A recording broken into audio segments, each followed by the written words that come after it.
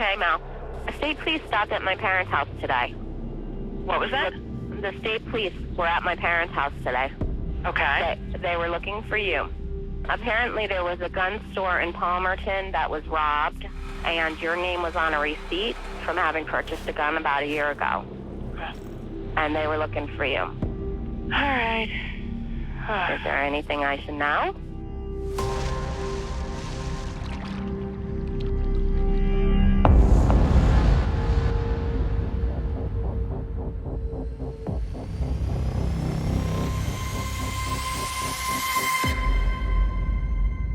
By all accounts, Melanie McGuire was a talented and capable nurse.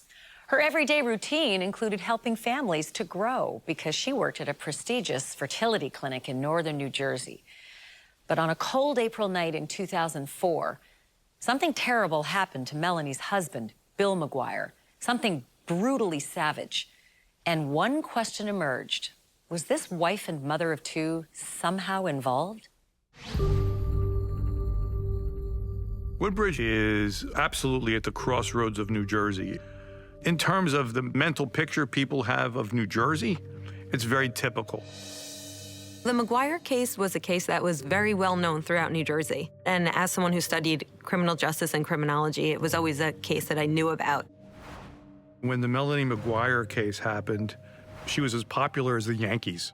Everybody wanted to talk about Melanie McGuire.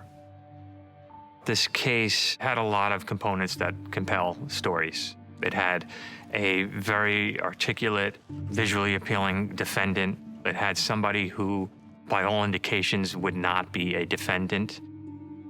Melanie McGuire was just a person to me, and I had no feeling one way, good or bad, about her. What we do is we're following facts and evidence. Wherever the facts and evidence take us is where we go. So all the evidence pointed to her. They think that she dismembered her husband, killed him and dismembered him, put him in the suitcases, and disposed of him in the Chesapeake Bay. I remember one night being at my desk, and it was early evening, and the Attorney General came by and said, "Patricia," he always called me Patricia, he said, "I need you to do this case."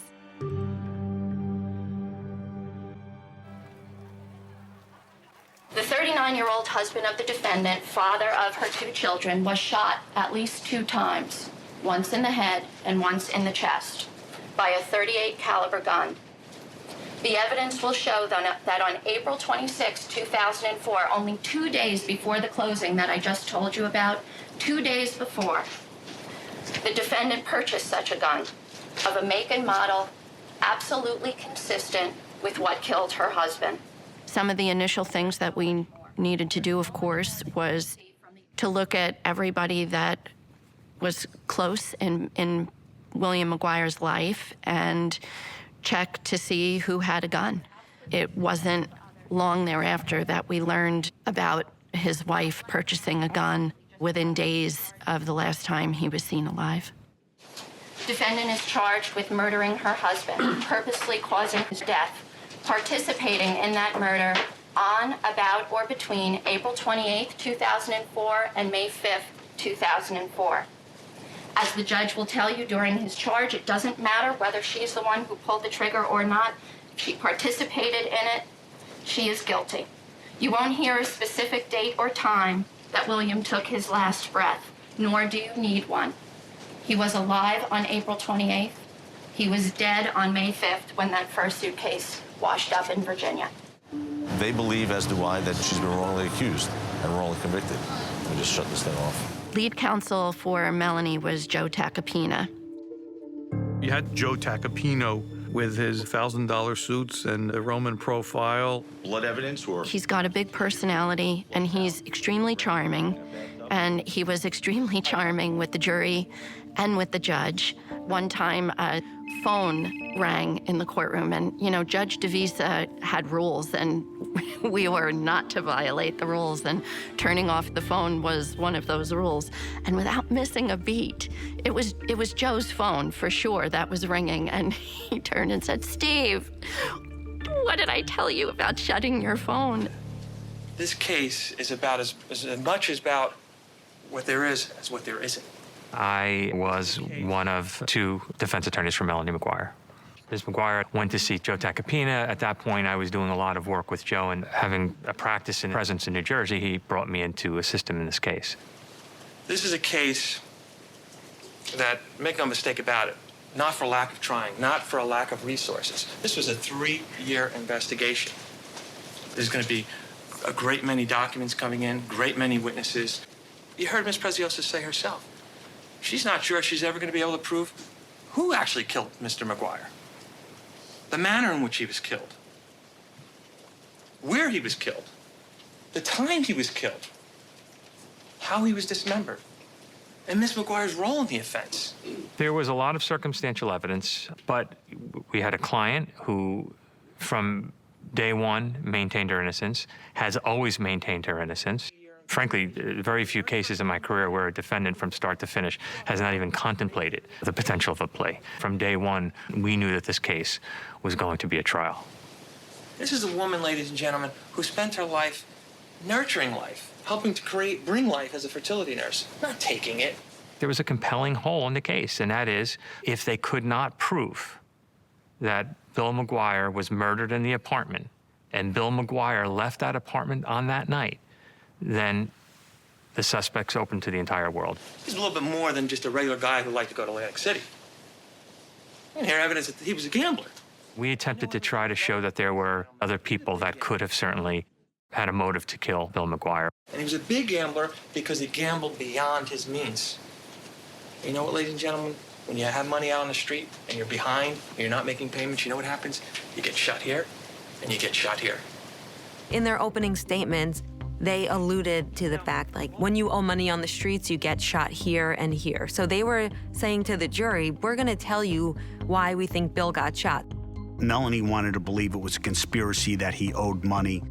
One of the questions I think I was asked is that, why didn't we look at anyone else? There was no one else to look at. Sounds like something out of Sopranos or any other number of mob movies. But I think the mob would have done a few other things, like weighted the suitcases down more. These things bobbed to the top pretty efficiently. And I also don't think the New Jersey mob would have to travel to the Chesapeake Bay to get rid of the guy. Zero hard evidence in Melanie's case. The whole case rested on circumstantial evidence. An investigation is following the evidence. So there was a good deal of time and attention spent on everybody, but the evidence as it was coming in did eventually lead us to Melanie Maguire, and never, ever, ever once veered from that. That tunnel vision on Melanie occurred once the affair was revealed. Were you in love with the defendant? Absolutely, yes, I was. Did there come a time when you agreed to consensually record a conversation with the defendant? Yes, I did.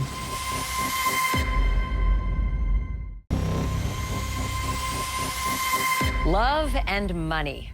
If you ask any investigator, they'll tell you those are the two biggest reasons why people commit murder. Melanie and Bill Maguire had just sunk $500,000 into a brand new home, a lifetime investment. But the love in their marriage had vanished, and Melanie would find the love that she lost with someone else. What was that marriage like? They didn't get along great, but I don't see that as a reason why she would have murdered him. According to Melanie, her and Bill had a large fight after closing on a home, and after this fight, Bill had left the home. Bill's typical behavior was to leave and not really say where he's going, and she was angry. Things were really pretty good for the first year or so. Between the wedding and the baby, we had a chunk of money. And at first, he was going down to Atlantic City and getting pretty good return on his money. He was a decent player. The problem was that when he began to lose, he would chase his losses. Melanie Maguire was looking to talk to someone. My co-host Megan met with Melanie to just hear her story. She says she was innocent and she wanted to tell her story. And Megan said, "Oh, I'll talk to her." And so it began. I had a patient who had very unique name, a hyphenated name. I find her name and her telephone number in his things. To be very honest, I gave as good as I got. I'd find something like that. Okay, screw you. I'd go out. I'd meet somebody. There was murky stuff about his gambling and some other problems that he might have had. He wasn't the guy on trial. Ms. Preciosa, you want to call your next witness, please? Yes, Your Honor. The state calls Dr. Bradley Miller. There was the issue of the affair. It was a doctor who had a family. Do you know a woman named Melanie McGuire? Yes, I do. And, sir, where did you meet her? At RMA, we worked together at the Morristown office.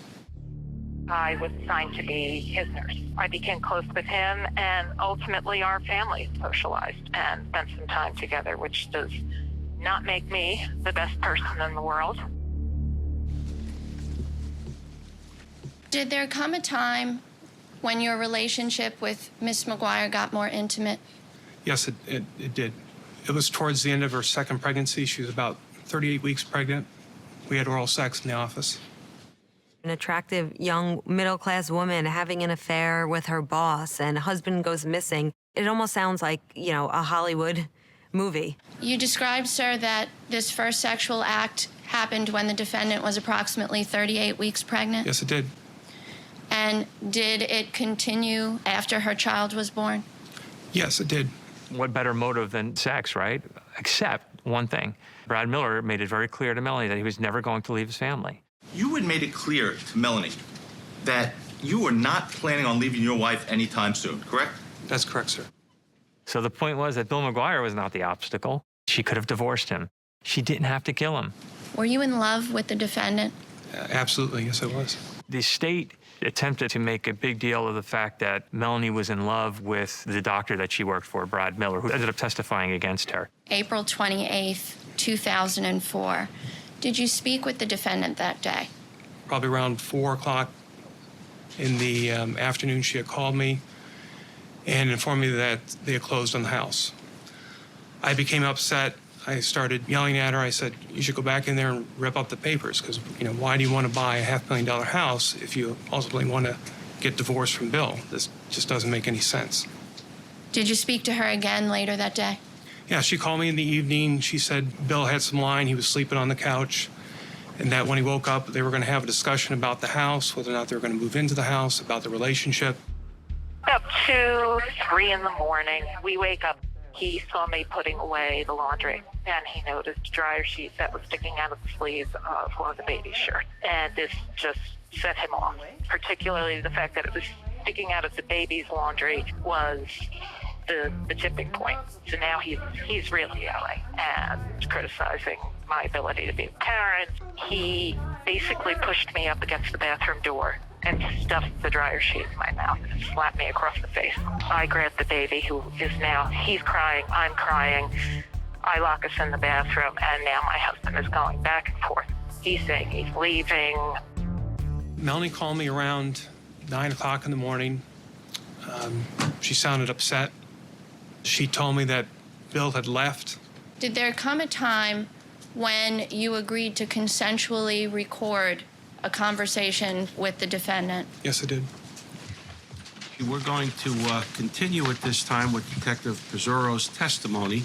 I was brought in specifically for the electronic surveillance and wiretap portion of the investigation. I want to ask you about some of these recordings. One of the questions I was asked on cross is that, do people admit their crimes on wiretap? If things really work out, you hope to get some admission of guilt by the target, correct? Not always. In the wiretaps that I've been involved in, I've never had someone confess to a crime prior. I've wiretapped all different types of syndicates, and most people don't admit crimes on their wiretaps, specifically when they're talking to other people. Are they still implying that somehow I'm involved? Well, they can imply that until the counts come home. But the gun is gone, right? I'm sorry I told you because you're the only one who knew. When it comes to informants and recordings, stress and the way people handle things sometimes goes a couple different ways. The more stress that is created, the more likely someone is to make a mistake and talk about a certain crime when normally they wouldn't. They're either gonna come down on me or come down on your father. That was, the one to help you do the murder. Well, if you were at work all weekend, you were at work on Monday, I guess it ain't gonna be you. We already suspected Melanie Maguire, and we had probable cause to believe that she would have certain conversations as we conducted an investigation. You swear you don't do it. On your children's lives. Because I'm standing by you.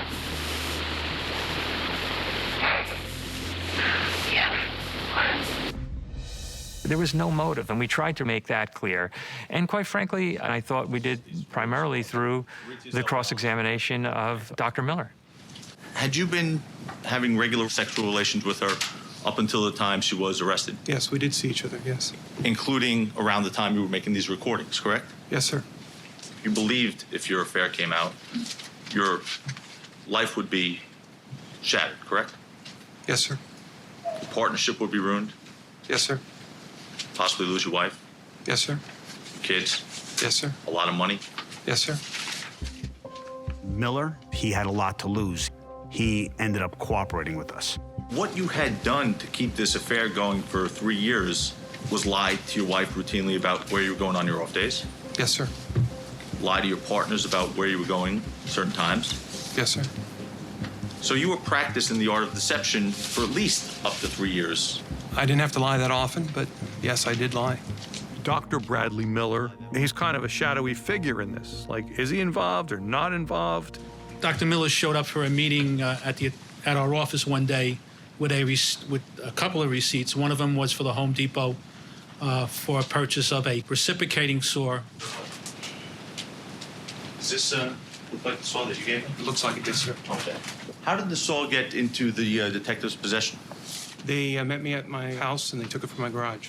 Somebody with a medical or anatomical background could have cut him in certain ways where the body would have folded in that suitcase.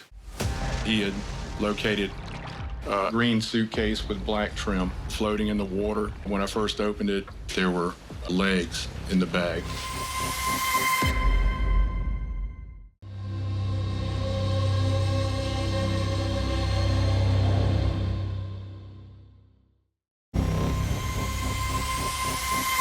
As of yet, there was no direct evidence tying Melanie Maguire to the murder of her husband, Bill. So in an effort to find some, police had a few of Melanie's closest confidants working against her by secretly recording their conversations with her.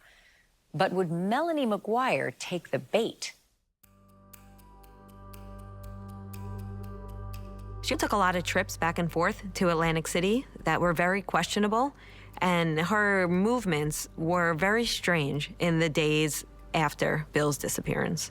Did the defendant ever tell you that she went to Atlantic City and parked her husband Bill's car at the Flamingo Hotel? She just said that she had to share something with me, and that on Thursday night that she had gone down Atlantic City to find his car and move his car on him because she was angry and upset that he had got up and left.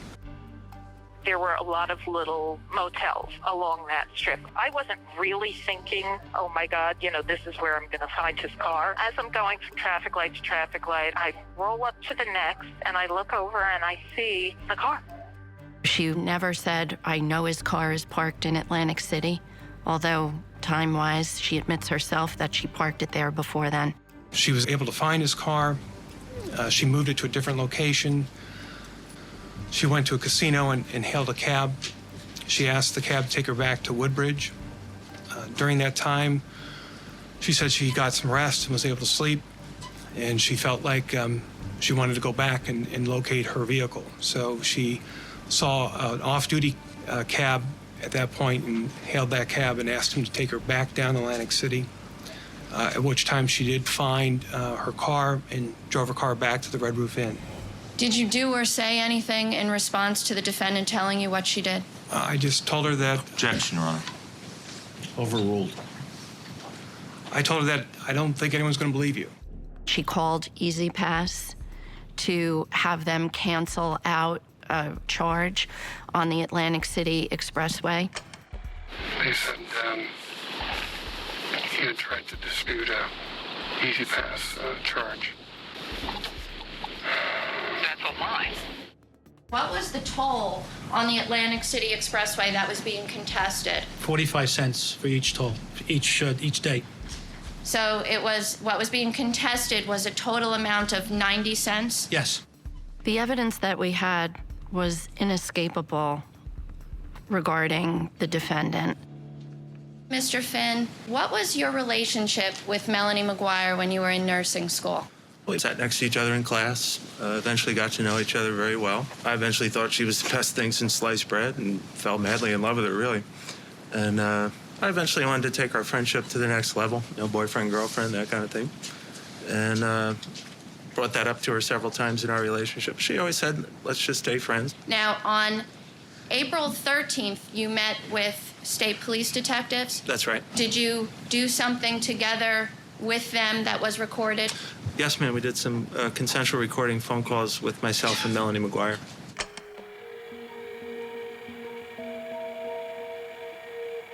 Now, what's going on? What gun? So you want me to tell you I did it when I didn't? I want you to tell me the truth. I don't want to hear that you did it, but if you did, I gotta know. I'm telling you the truth. What do you want me to? I don't know. Give me some information. What am I gonna tell these people?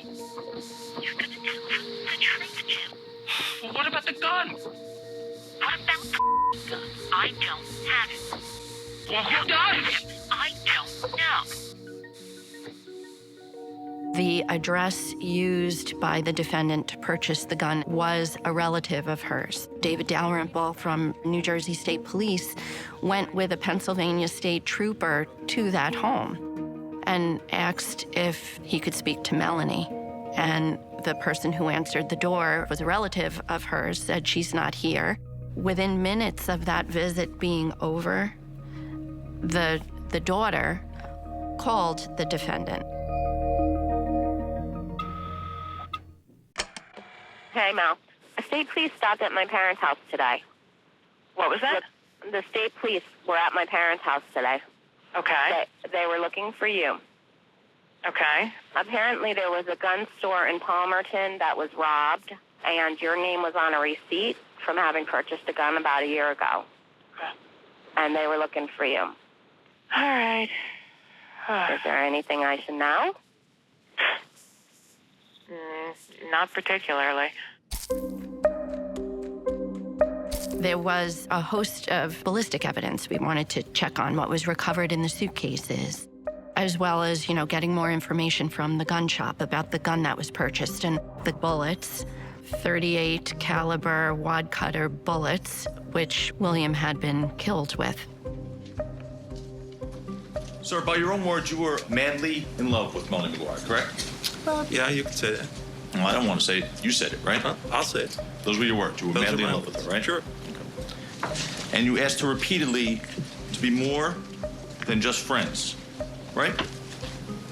Well, what do you mean by repeatedly? Well, more than once. Several times. Several times, sure. She said no, right? Yes, sir. Mr. Miller wanted to do things for his own personal safety. I think Jim Finn went and did things because he was in love with Melanie and then was scorned.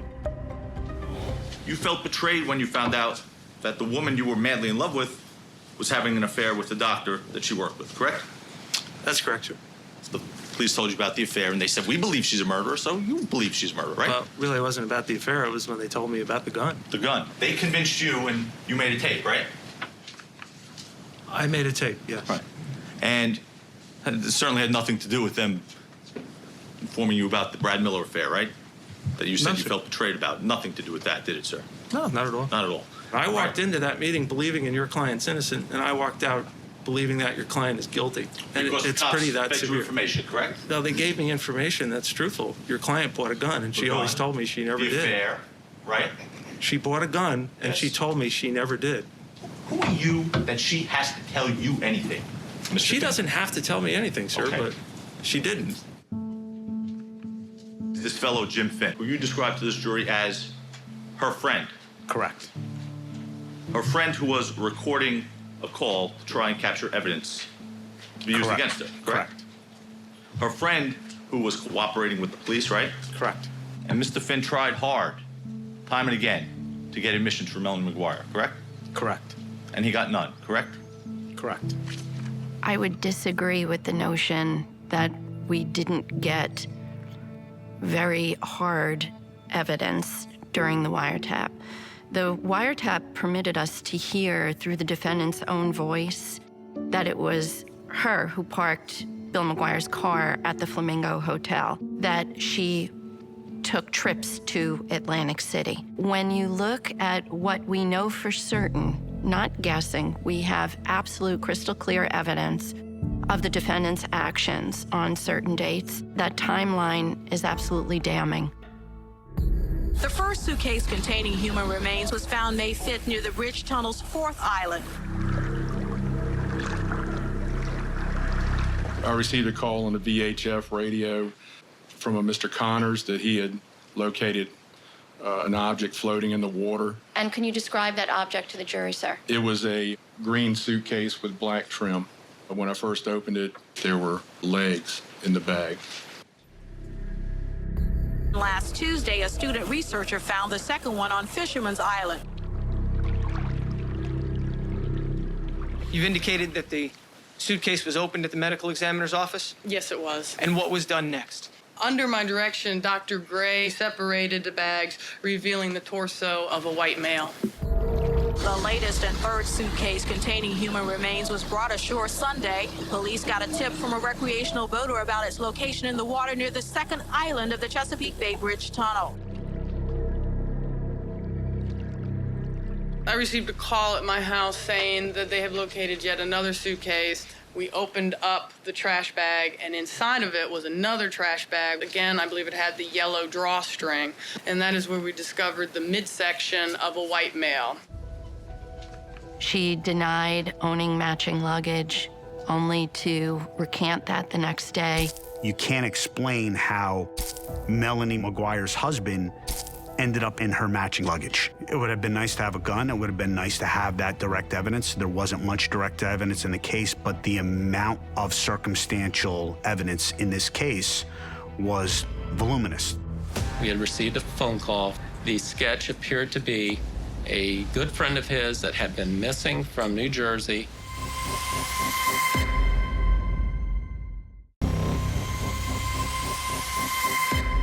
The prosecution had a mountain of circumstantial evidence against Melanie McGuire.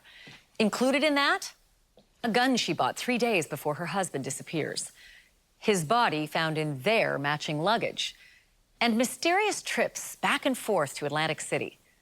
Melanie McGuire's defense team had answers for all of it. But the key may have been a small piece of evidence that had a huge impact. The garbage bags that were inside the suitcases that held Bill McGuire's remains, they appeared to be large, dark trash bags, like what you would buy at a home improvement store. Tom Lesniak, who was the criminalist for New Jersey State Police, looked at the bags that were recovered from inside the suitcases with Bill McGuire's remains and compared them to the bags that were used to give Bill McGuire's clothes away by his wife. Sir, were you able to match any of the other bags to this group of bags, those that held the body? Yes, there was one bag that you can actually see how it goes from one bag to the next. The top bag is number 22, which contained William McGuire's body parts, and item 11-3 came from the apartment that contained William McGuire's clothing. The bags from the apartment and the bags that held the body. Did you come to a conclusion as to those bags? Yes. And what's that conclusion? That conclusion is the bags came from the same extrusion line. These bags were made on the same line, on the same extruder, within a very short time of each other.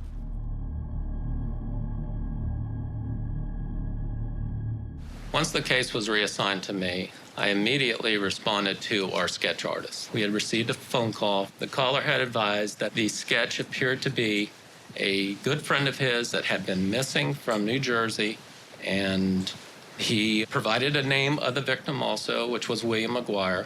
And we were able to determine that William McGuire, while he was stationed in Norfolk, Virginia, that he had been charged with a charge back in the 80s where he was fingerprinted. They were confirmed to be a match. That I had every intention on getting in my car the next day and driving up here to contact the wife and present her the news of the death of her husband. Melanie says she was shocked when she was told that Bill's remains were found. Very soon after his remains were found, she became the prime suspect. I understand why I would be investigated. I understand why I would be a suspect. I get all of that. What I don't get is why I am the suspect. The day that we arrested her, she was planning on to go drop her kids off at daycare. We wanted to make sure that her children were safe before we moved in and arrested her. The day doesn't come, and the day doesn't come, and then one day you drop your children off at daycare, and you come out of the building, and people jump out of the bushes at you. After consulting with these attorneys, have you made a decision regarding whether or not you wish to testify? Yes, Your Honor. And what is your decision?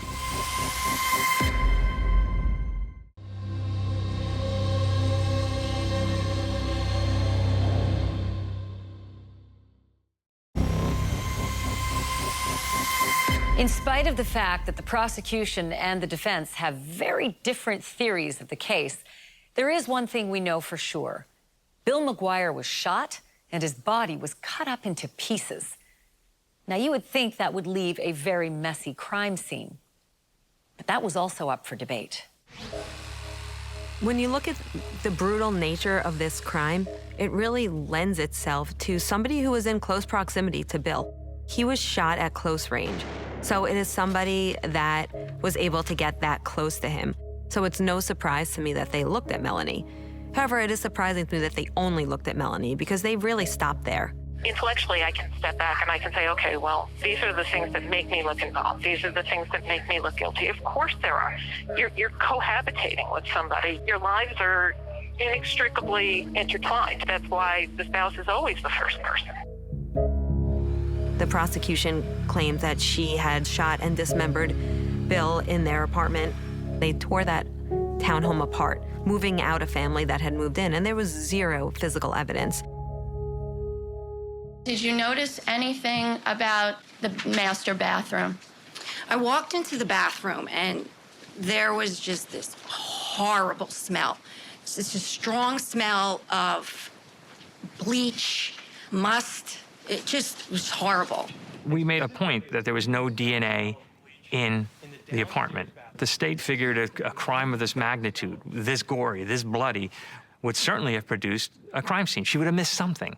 There was DNA. There was just no DNA that would be evidence of a murder. Specifically, it was a medium smell of bleach in the downstairs bathroom, right? Yes. Okay, right. And it was also a medium smell of bleach in the upstairs bathrooms. Yes. They were cleaning the bathrooms, right? Absolutely, yes. Melanie is very personable. She is very likable, and she is very intelligent. She has a lot of supporters. Melanie is the sweetest, kindest, most generous, darling girl you'll ever want to meet. Beautiful on the inside and out. She's very caring and honest, and I'm sorry. It's okay. There's a little cup of water right in front of I you. love her.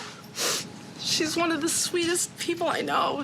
She was known as the baby whisperer in her profession. Everyone who worked with her and the women that she helped in the fertility clinic loved her. They were devastated by this. They, like anyone else, would say, is this the person we knew? This decision is one that you must make personally and not simply allow the attorneys to make it for you. Understood? Yes. The decision whether to testify is a decision that has to be made ultimately by the client. So there was nothing she could have added on the stand. And in fact, anything she said on the stand is subject to scrutiny. Have you made a decision regarding whether or not you wish to testify? Yes, Your Honor. And what is your decision? I wish to remain silent. How do you find as to the count of the indictment charging Melanie McGuire with the murder of William McGuire in the township of Woodbridge, Middlesex County, New Jersey, in the jurisdiction of this court?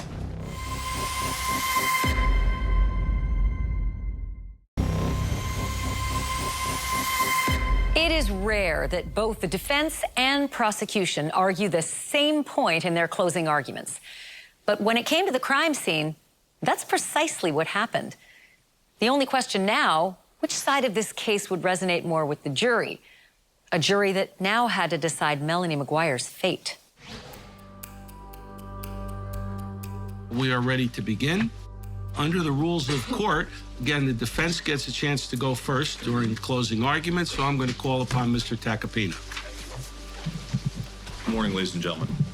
The fact that there was no smoking gun, no DNA, no crime scene, so to speak, we certainly thought that that would be the basis of an acquittal. That was essentially our argument. There is no proof that Melanie Maguire murdered her husband. She did not murder her husband. There's no proof. And as Tom Lesniak said, his final word in this courtroom upon the question of you came up with no evidence, answer, that's correct. That's Tom Lesniak, the chief scientist of New Jersey State Police, who did 200 reports in this case, went to that apartment 4 times, investigated and did everything anyone could ask of this man. And that's the answer. That's where we end up. So you would think not having a crime scene, not having a murder weapon, not having eyewitnesses, not having a confession, not having DNA, right? Especially not having any physical evidence, you would think that would lead to an acquittal. But at the end of the day, it's up to the jury to decide. This case is a result of a tragic rush to judgment without verifying massive inconsistencies in their theory. They saw what they wanted to see. They heard what they wanted to hear. Joe Tacopino did a very good job of making her sympathetic. For 2 years, her life has been on my shoulders, and I'm about to turn over to you. I'm going to ask you to deal with it well. Please stop the injustice. Please let her go on with her life, get back with her family. I saw them listening to Joe's summation, and they hung on every word. Ladies and gentlemen, at this time, I'm going to call upon Ms. Precioso. Thank you, Your Honor. Good morning, ladies and gentlemen. I started preparing that summation, I think, before the trial started. Much of that is because in presenting a circumstantial case, the evidence needs to make sense. If a stranger breaks into a house and efficiently kills the occupant, there's no reason to move the body because the murderer wasn't supposed to be in the house. Not the case when the murderer is the wife of the victim. Patty Prezioso's summation was absolutely brilliant because not only did she talk about the evidence, she talked about the lack of evidence. The evidence in this case points to a well-organized, meticulously planned execution of a murder. Think about that. Not one eyewitness, not one. Not one drop of blood, not one fingerprint recovered related to the perpetrator, not one. And that speaks to you in volumes. That tells you that the murderer was meticulous. A forensic team found absolutely nothing. Not Bill's DNA, not the defendant's DNA, not the children's DNA. They found nothing. And that tells you that those bathrooms were scrubbed. And who scrubs a bathroom that thoroughly when they're moving out of an apartment? It's so much stronger. It kind of terrified me. All right, members of the jury, please be seated. Once the jury has the case is the most painful period of time that a lawyer goes through, certainly that I go through. I'm always hoping for a quick verdict because it's painful. All right, Mr. Foreperson, has the jury reached a verdict in this case? Yes, sir. Please stand, Mr. Fore. Has the jury reached a verdict in this case? Yes, Your Honor. And is the verdict unanimous as to each count? Yes, it is, Your Honor. I remember waiting for the jury to be seated, looking at their faces, and I'm thinking, oh my God,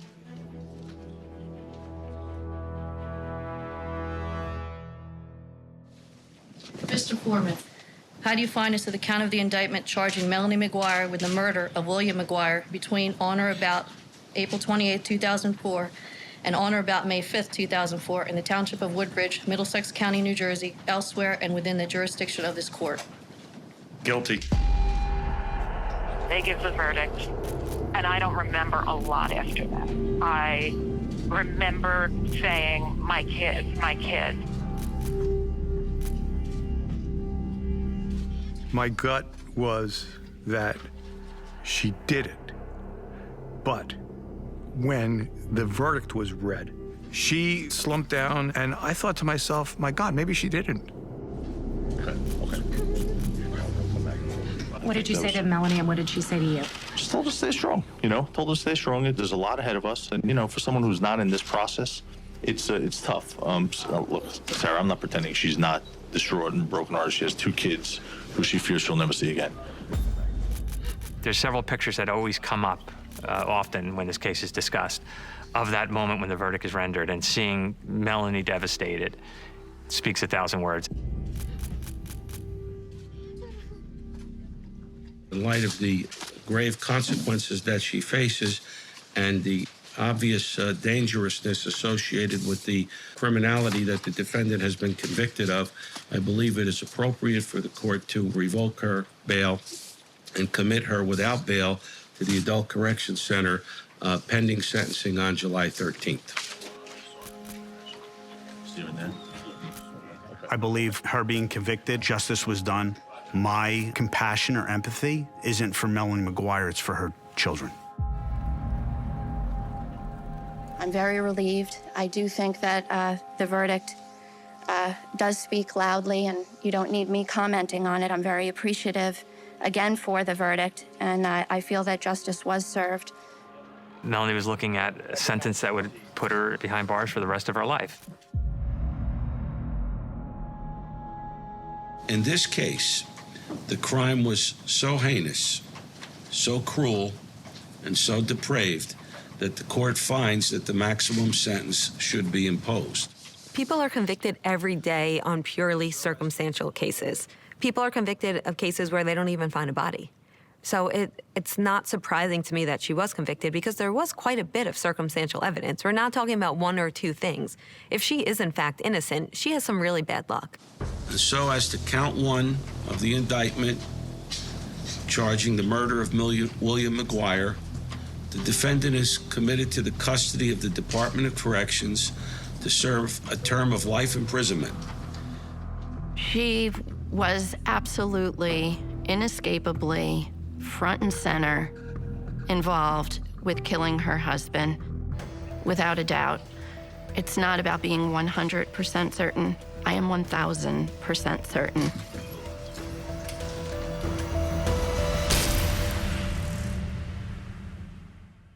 In the short window of time between Melanie Maguire's conviction and her sentencing, she appealed for a new trial based on a jailhouse informant's tip that Bill Maguire was killed by mobsters over a gambling debt.